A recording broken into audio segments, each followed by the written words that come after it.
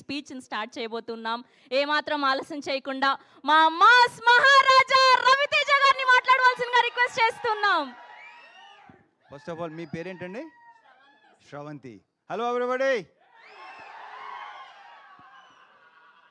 మీరు కూడా చాలా ఎనర్జెటిక్గా ఉన్నారండి. ఆ వాయిస్ మొత్తం అంతా సూపర్గా ఉంది.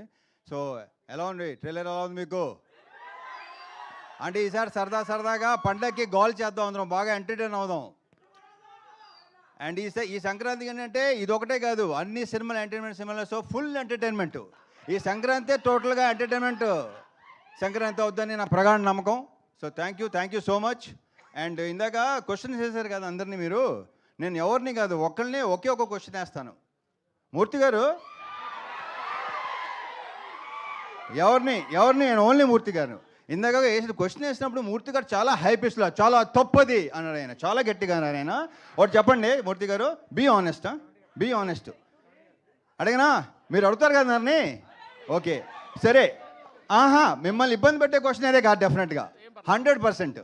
నేను అలా ఇబ్బంది పెట్టినాను ఎవరిని, నేను ఇబ్బంది పడను, ఎవరిని పెట్టను. మూర్తి గారు పెళ్లి తర్వాత అలా చేయడం తప్పు అన్నారు. తప్పే. ఇప్పుడు ఆనెస్ట్గా చెప్పండి, పెళ్ళికి ముందు మీ గర్ల్ ఫ్రెండ్స్ ఉన్నారు లేదా? పెళ్ళికి ముందు ఉన్నారు ఎంతమంది? ఆయన ఉండండి బాబు ఒక నిమిషం. సార్ ఇప్పుడు ఎక్కడ నేను రివైండ్ చేసుకుని లెక్క చెప్పాలి మీకు చెప్పండి. ఏంటిది? నేనేం నా స్వీట్ మెమరీస్ ఆటోగ్రాఫ్ లాగా ఇప్పుడు నేను మొత్తం లెక్క తీయాలి కదా. ఇప్పుడు నచ్చారు, సూపర్. మన ఇద్దరు పక్కన మాట్లాడుకుందాం తర్వాత. Okay thank you.